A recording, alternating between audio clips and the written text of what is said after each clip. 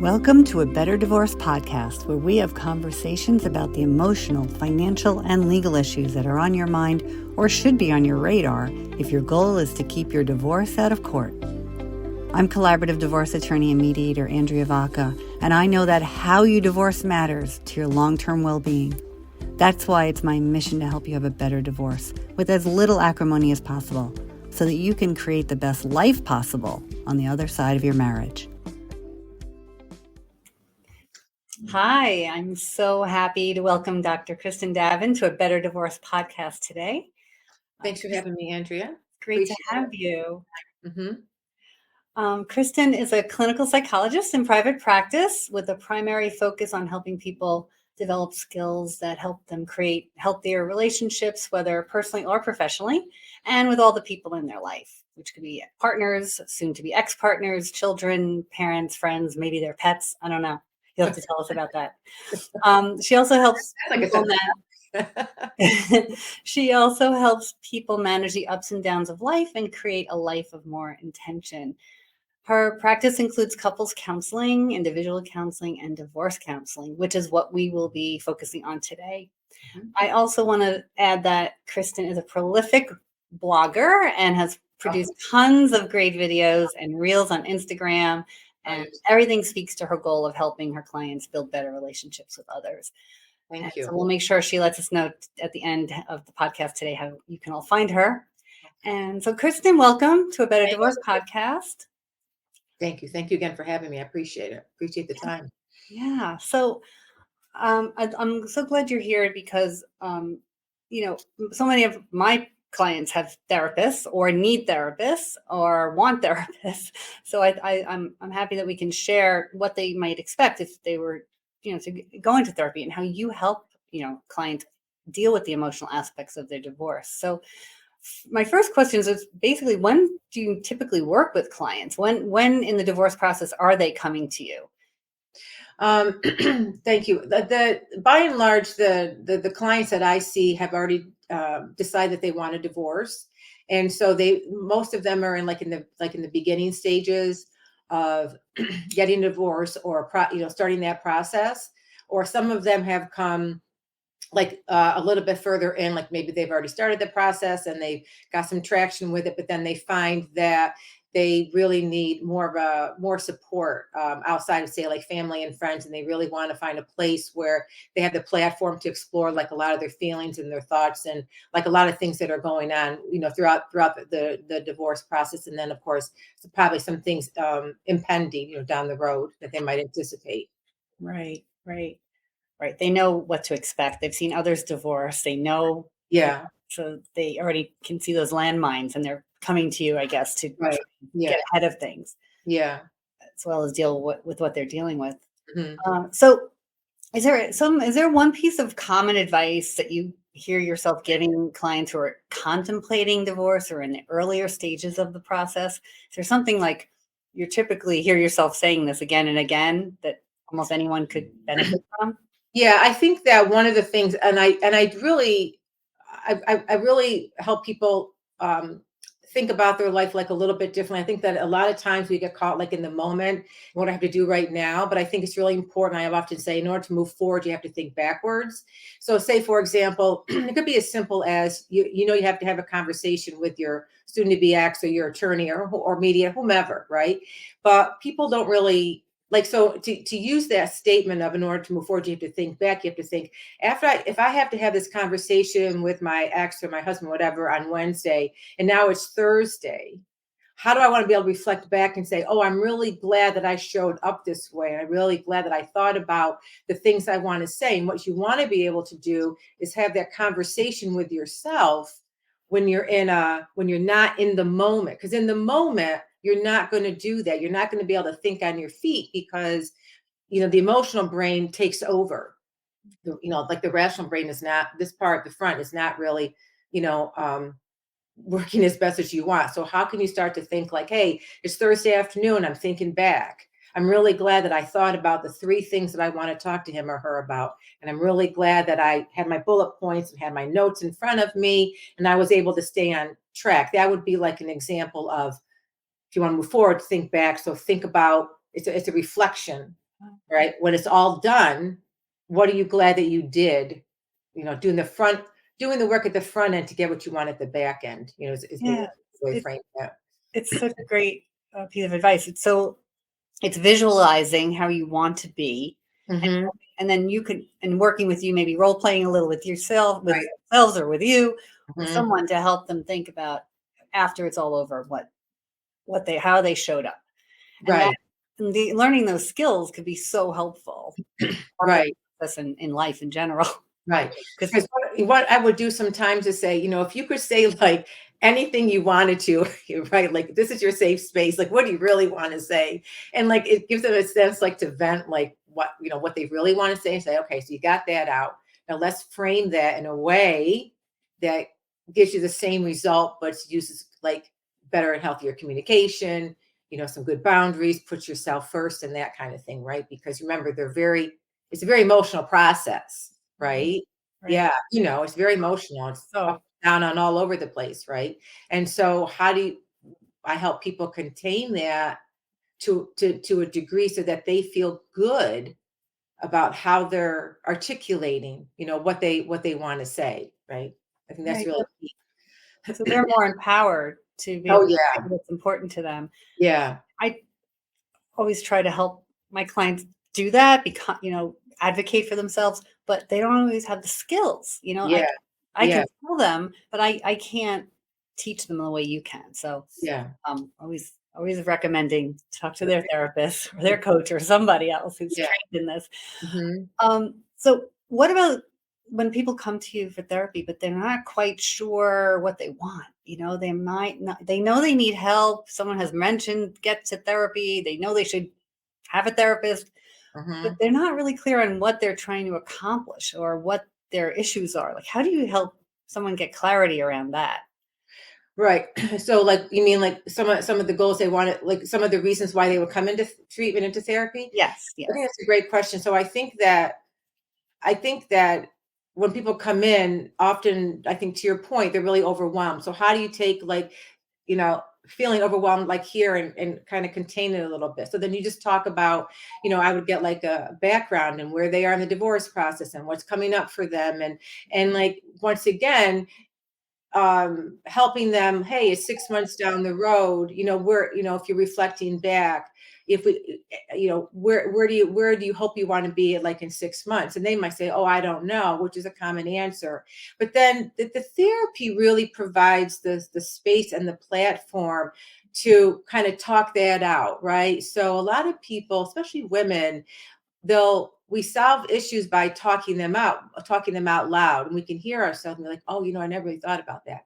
And then when you're working with a therapist, we're going to come with our own experiences from other people and say, my experience has been, or have you ever given any thought about that? Or um you struggled with communication before, how would you like to be better at doing that? And so really it's it's like the space that's provided, right, that gives people the opportunity to kind of think out loud, and so that they feel like, oh, I'm starting to really think about what I want to accomplish in all of this, and then you kind of like chip away at that a little bit, right? It isn't okay, we're going to nail this down in one session, but it's really about just the process of talking about it.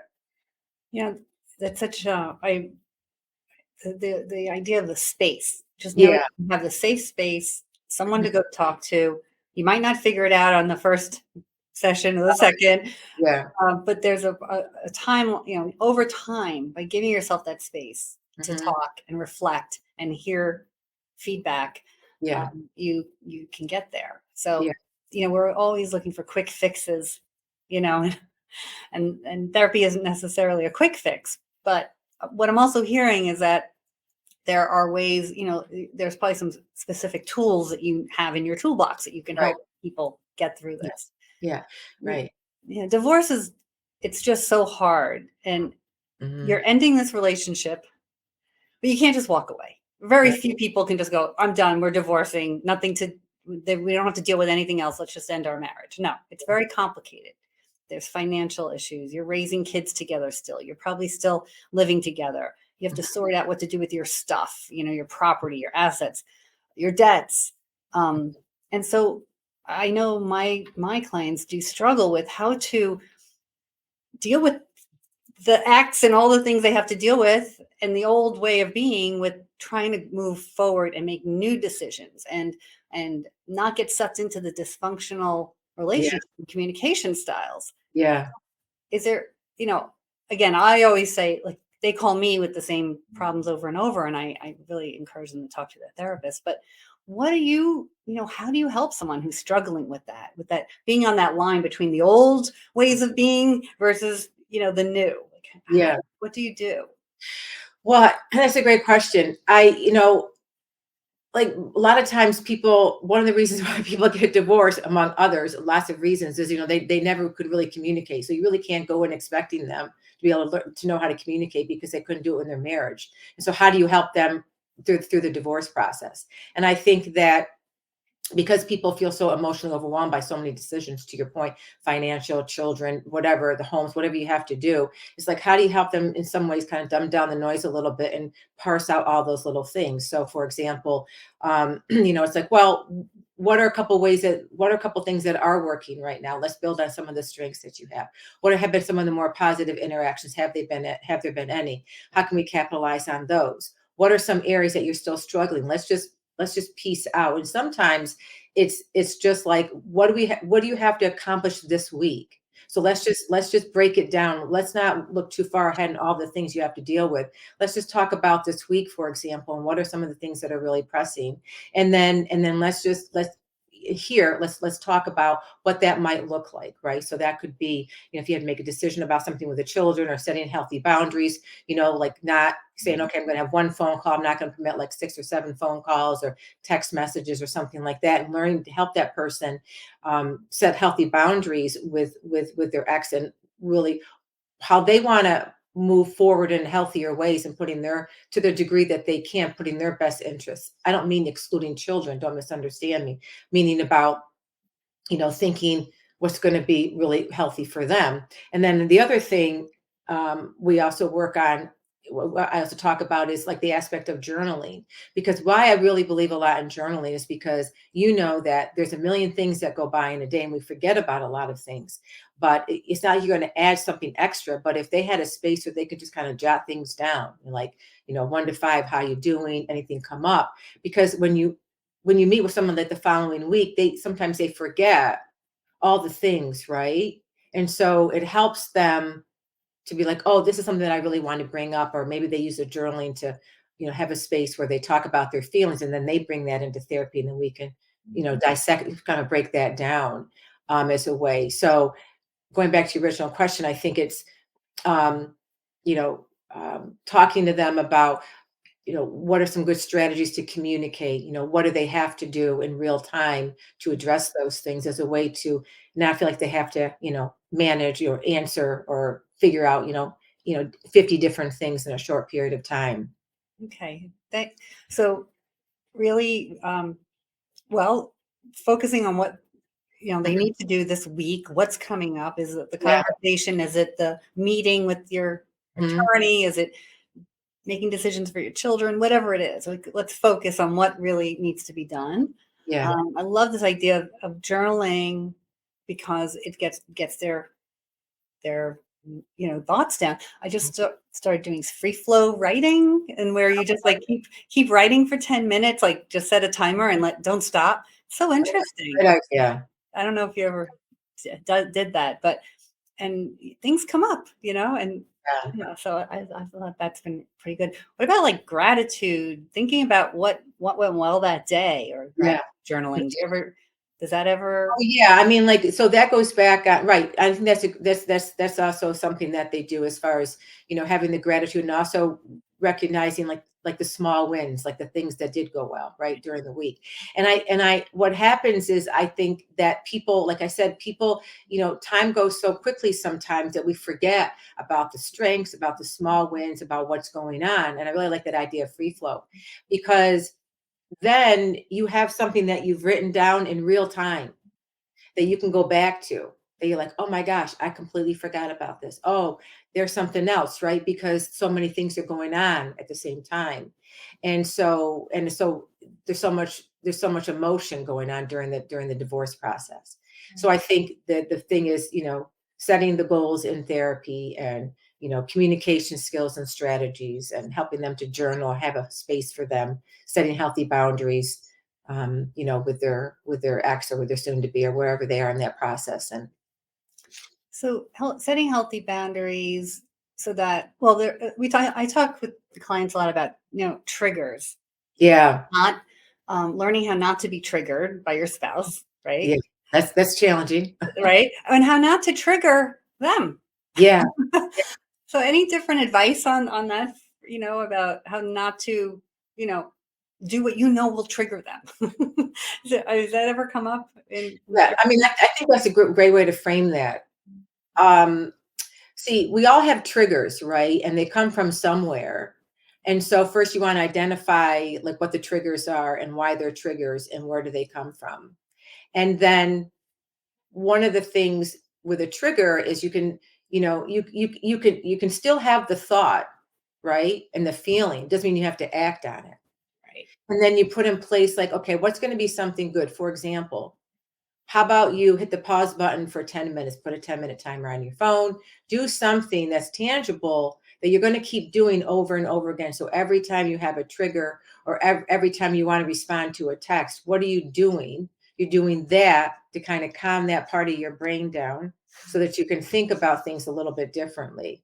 So it's not as though you want to ignore or deny the trigger or the feeling or the thought. It's there, but being mindful of that, right? Accepting that Right. and saying, oh, this is my plan. I'm going to give myself, I automatically have the thought of feeling, my timer on my phone goes on, and I wait and I calm myself down. I go to another room. I go off for a walk. I throw some cold water on my face. You do something, right, that's going to change the state so that you can get out of your own way and then do something because the trigger is there. And then it's the same thing to your point, which I think is great. Is like when you want to do something that's going to trigger the other person, it's like, what do you need to do again to show up for the best way for yourself? Is that really how you want to show up? Is that what you really, I mean, feeling wise, sure.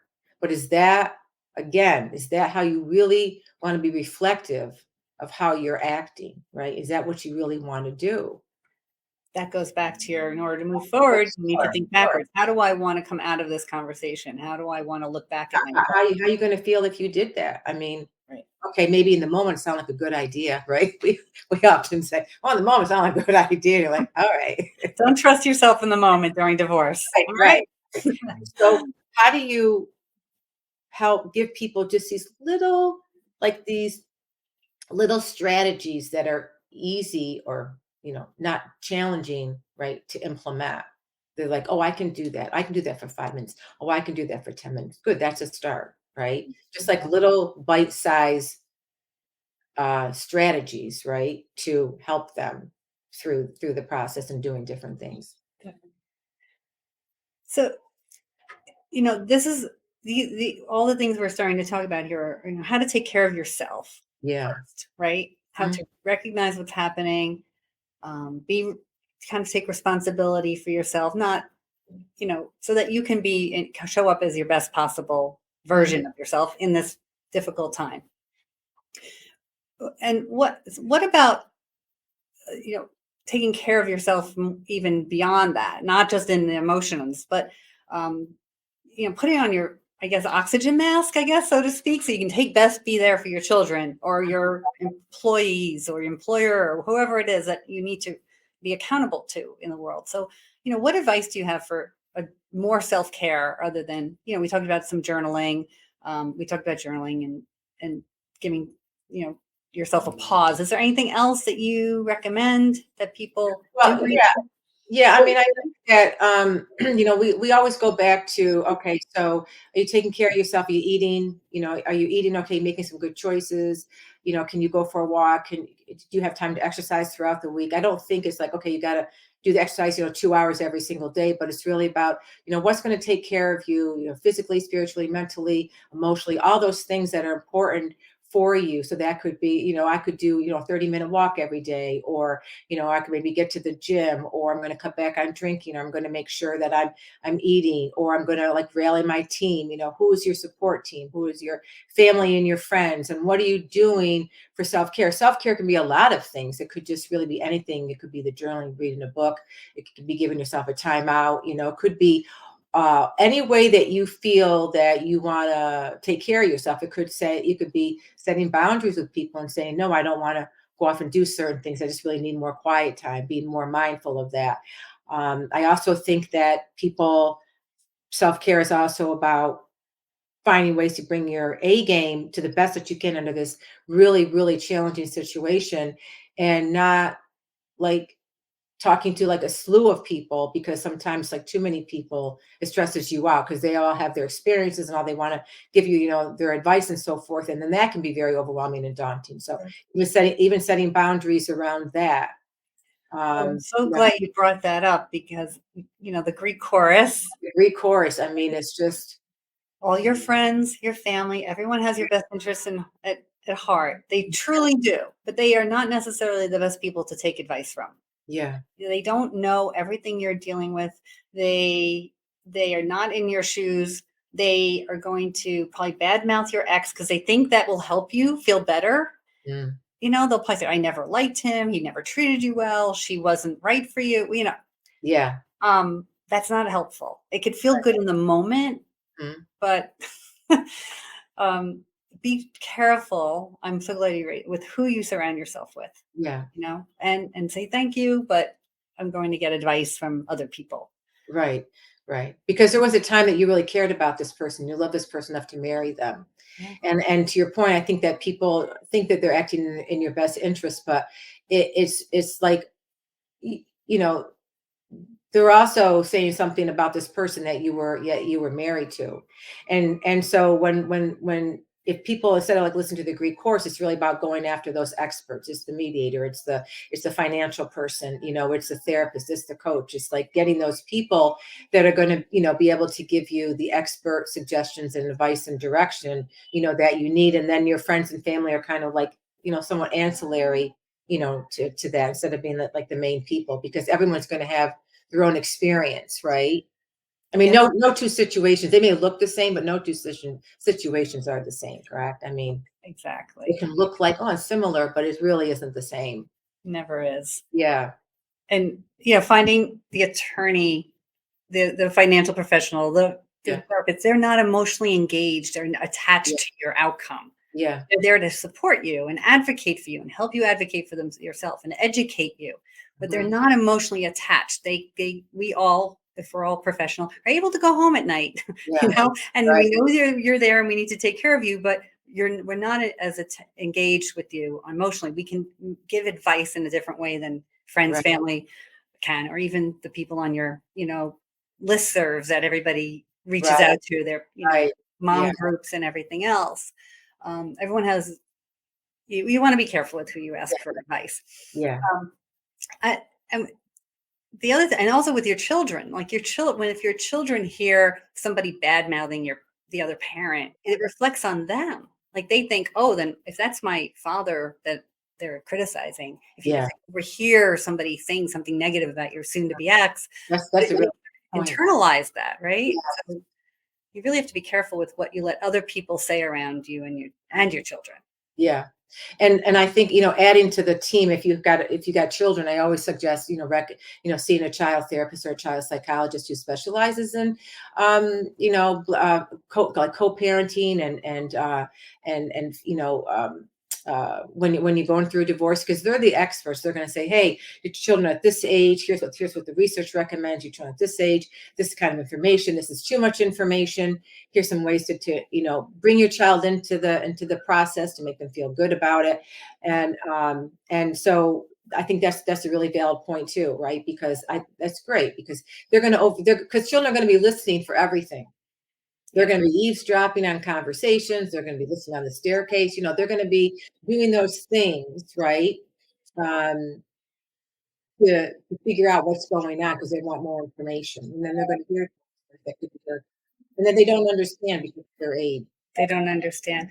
Yeah, I heard a situation recently where one parent, um, I think their 7 or 8 year old child said, "Oh, the other parent can use a new journal for Christmas. That would be a great gift. They're running out of pages." The parent was running out. The parent who heard this said, "Oh my God, how does she know that their parent is running out of pages in the journal? That means they probably opened the journal and they might be reading their parents' journal." Oh, mm, So there was a conversation that we had in a very respectful way. Like, we have to be careful with what we mm, leave around the house. yeah, So yeah, that journal that you're using for yourself, then you put it away. yeah, right, right, Nobody else can see it. yeah, Okay. yeah, yeah. Because kids are very perceptive. And when they're going through this, they're looking for things. They're like a little sponge. They're trying to figure out like what's going on, how's this going to affect them, right? And so they're going to be, you know, keen in on certain, they're going to be keen in and they're going to be listening very intently, right? Because of course their world is being turned upside down, and so they're trying to figure all of that out. They don't have the capacity like adults to think about things, right? Because especially the young ones, their brain isn't developed, so they don't really conceptually have all the things that they need to think about. So they might look at things very black and white, depending on what their age is and so forth, right? The younger ones are going to they're going to look at things like that. And so we had people, parents have to remember, right? They I do. mean, even like just someone saying, nonchalantly, but not really intentionally, "Oh my God, how am I going to have the money for that bill?" And not realizing, maybe the child's in the, I mean, not that parents are perfect. It's not like these things are never going to happen, right? I mean, this is more of like a by and large, the approach should be, kind of keeping things away from the children. But, parents slip, we say things, so it's like just really being cognizant of that, right? And being aware of that. And working and having your own therapist, and Right. working these things out and letting you voice things, and plan for, what how you want to show up for your kids, and what is and isn't appropriate, and just so you're more aware of how to be your best self and get Yeah. things out in that safe space again, Yeah. with you. Yeah. Mhm. Um, well, this has been great. So, the last question I have for all my guests is, what is your one better divorce tip that you can offer? Yeah. Um, I think that I was thinking about this and I was thinking that, like divorce is the death of a dream, right? And I think that, you know, we often think of death as like someone who actually dies, but like grief and death is death of anything. It could be an animal, it could be the death of I thought I could go to college and I can't. I thought I was going to have this relationship and I'm not. I thought I'd be able to buy. I mean, like the death of a dream, that's what divorce is. I thought my dream, my thought would be I'm going to be married forever and a day. We have this family and so forth. And now I have to grieve the loss of what I thought was going to be and find a way to, to move into eventually, and this next chapter, this huge major life transition, right? What is on the stress scale? What's divorce like, second or third on the stress scale? Right. Um, I think like death is one, and then maybe divorce is second or third or something like that. Mhm. So it's a huge major, like upheaval in your life, and you have to like treat it as this is the death of a dream. I had this dream. How am I going to grieve the loss of this, but then eventually put myself in a position to move into that next chapter, whatever that might look like. So what's the tip when you're facing the death of a dream? When you acknowledge that, is there one way to look at this, or some advice you give?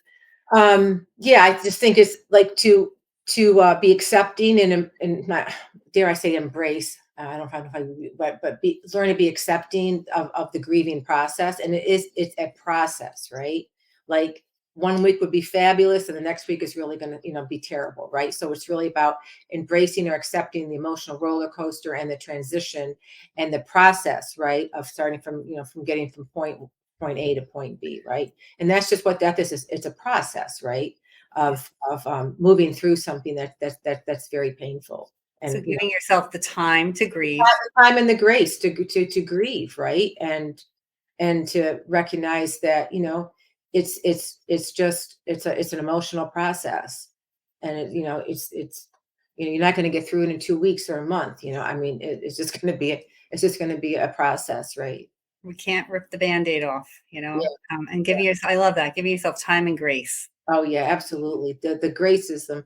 I think that people real quickly. I know we're out of time, but I think that people have a tendency, don't we all? What do they say? Comparison's the thief of joy.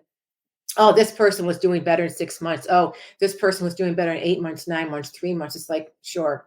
But everyone has their own journey, and not to compare, because you don't really know like what they had to go through and was any different. And I think just learning how to be like, this is like my process, and I'm not going to compare myself, because then people feel terrible about themselves. Like, oh, I'm doing something wrong. I should be better. I should be a different place in 6 months. It's like, no, Don't should on yourself. don't should on yourself. I like that. I really like that. Don't should on yourself. We'll end with that. But I do want to thank you so much, Kristin, Oh, for thank you, joining me Andrea. today. And where can people find you? I mentioned your blog and your Oh, yeah. reels. So where are the best places for people to find you? Well, thank you for that. So my email is hello@kristindavin.com. I mean, if you just threw my name in Google, my website's actually pretty long. It's called reflectionsfromacrossthecouch.com. But if you just Google my name, Kristin Davin, I pop up, and I'm on Instagram and YouTube and TikTok. I think it's Dr. K Davin. And helping people one video at a time, right? One 60-second reel at a time. One reel at a time. Yeah. One reel at a time, right? Real. Yeah. So I appreciate right. that. Thank you so much, Kristin. Well, this has been another episode of A Better Divorce Podcast. Thank you so much for tuning in, and we'll see you in the next episode. Thanks again. You've been tuning in to another episode of A Better Divorce Podcast with Andrea Vacca. Thank you for subscribing, leaving your positive comments and reviews, and sharing the show with others.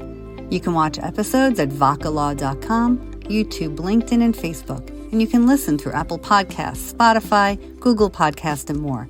Bye for now, and remember, you can have a better divorce.